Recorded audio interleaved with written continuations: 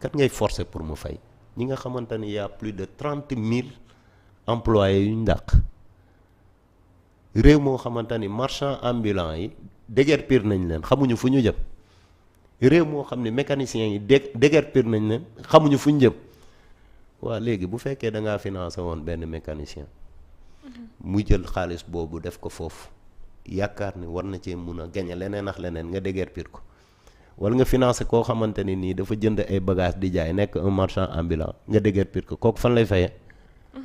gis nga le populisme ça ne marche plus dans le monde gis nga populisme mun nga def populisme ba falu de mais populisme gisoo fenn fu mu développé.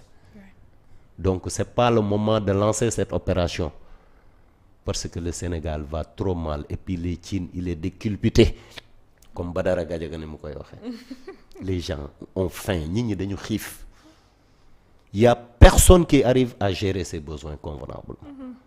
Nit ku ci nekk yaa ngi daw ñu doon ñaan tey gisuñu ku ñuy ñaan ñu doon joxe tey ñu ngi ñaan c'est le monde à l'envers au Sénégal c'est pas le moment. Il ne faut pas mettre la charrue avant les bœufs. Ouais. Aujourd'hui le pays va très mal nga naan da ngay fayeeku bor nit ñi bëgg nañ ko waaye amuñu ko. Et puis cette dame là dañ ko dàq parce que elle a trahi le président elle a trahi la confiance du président de la République. mu nekk mbir mu am solo ndax DER li nga xamante ne mooy financement emploi li nga xamante ne mooy des jeunes et de l'entrepreneuriat des femmes ci jamono ji mu daal di lancer benn track ngir récupérer waat ñi nga xamante ne dañoo leboon ci li nga xamante ne mooy via DER ñun ñu mën a delloo ci waat seen xaalis waaye comme ni ko Red Black waxee ci réew mi dafa métti lool ci jamono ji peut-être loolu moo tënk ñi leboon ci li nga xamante ne ba moo tax tey ñu am ay jafe-jafe mën a fay seeni bor de situation boo xamante ne situation bu compliqué la bu leen di daal di dal waaye Red Black maa ngi lay jaajëfal bu baax a baax di la remercier waat encore ci sa disponibilité kontaan laa woon comme mardi bu jot rek di partager ak yow plateau bi. waaw mais tout le plaisir est pour moi fort tu sais aujourd'hui c'est devenu une tradition. Tous les mardis de venir ici faire un peu le tour de l'actualité donner notre avis. Ouais. Donc je me dis que vraiment encore une fois je m'en réjouis. Vraiment de cette ouverture que vous m'avez donnée, de cette possibilité.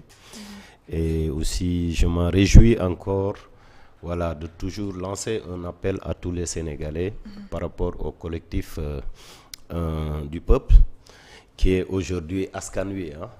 Voilà, parce que Askan Wi, c'est le collectif du peuple. Ouais. Voilà, de nous aussi le grand copain, l'homme qui est toujours du côté digital, bi. Di ngeen di gis lu bari dans les réseaux sociaux, moom moo ko fay jaarale.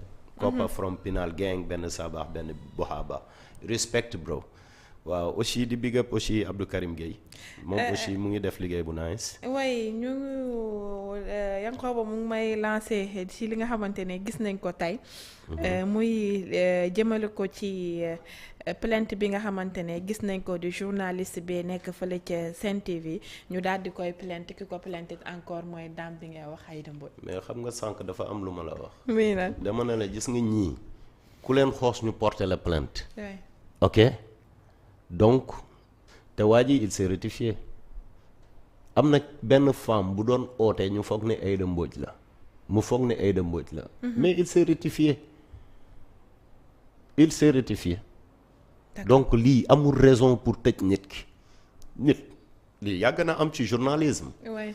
nit da lay waxal benn affaire alors que c'est pas la bonne information. mu xëy rectifier ko ne je me suis trompé. ki ma foogoon du moom lii dafa jar porter plainte lii mooy Pastef boo gisee porté wuñu Madiambal Diagne plainte c'est parce que Madiambal dafa am lu mu yor la dame de Sweet Beauté la ki nga xamante ni moom moo doon jaay xale yu jigéen ñi mooy corruption de jeunesse jaay xale bu jigéen. foowee xale yu jigéen.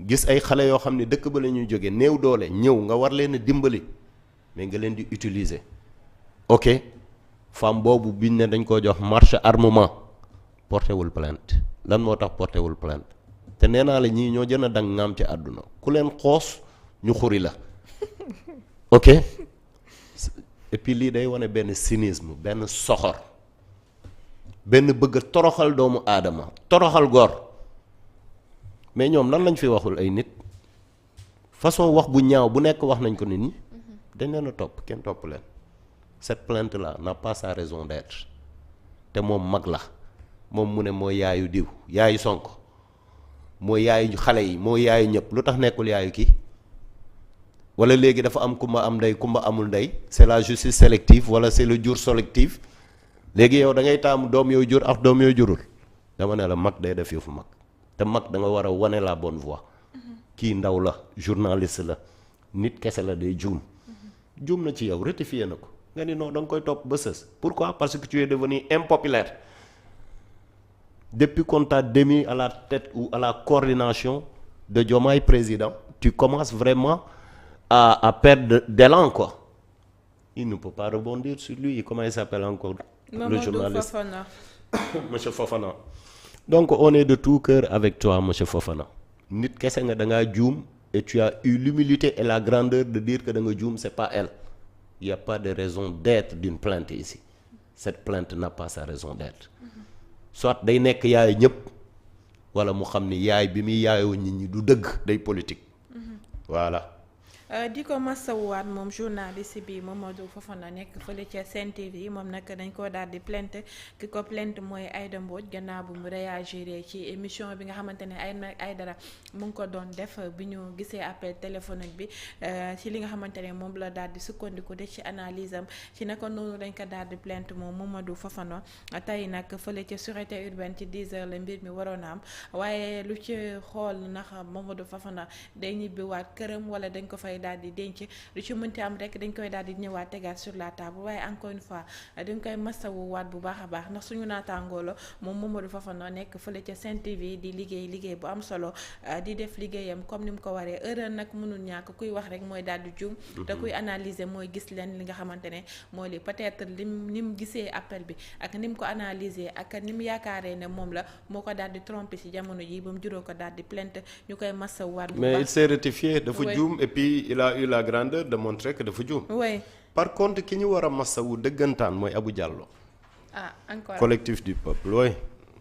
Le cas de Abou Diallo daf ma metti trop.